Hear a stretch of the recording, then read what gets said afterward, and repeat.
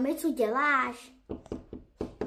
No, já tady vařím bábovku pro babičku, víš? Takže to tady prostě vařím. A můžeš mi to přinést babičce, prosím?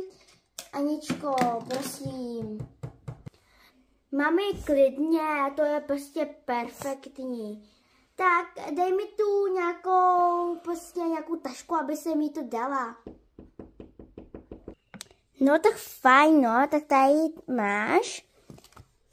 Jo. A dávej si pozor na cestě, protože tam jsou hodně vlků. A pak tě můžou sežrat. Takže běž hned k babičce. Jasné?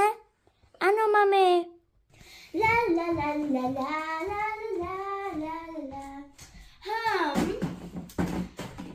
Nemám jí trošku utrhnout nějaké kytky? Asi jo. Tak jdu natrhat. Na na na na na na na. No tak. Na na na. Tady jsou hodně kytek. Ta je jedinečná, to jí dám.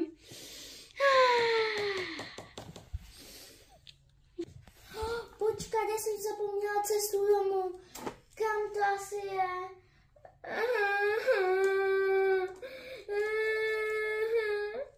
Co mám teď dělat? Já se snad tady ztratím.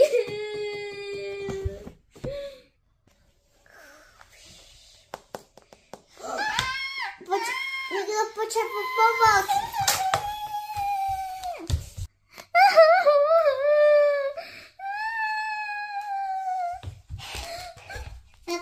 Karkulko, co tady děláš? Tato, já nevím cestu domů.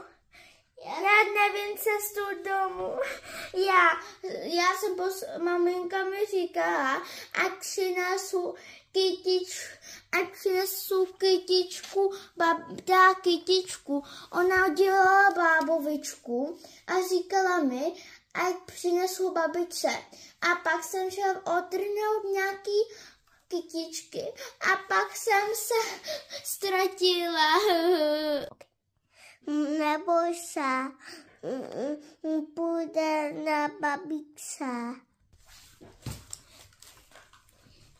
Je taky, já už vím kudy k babičce.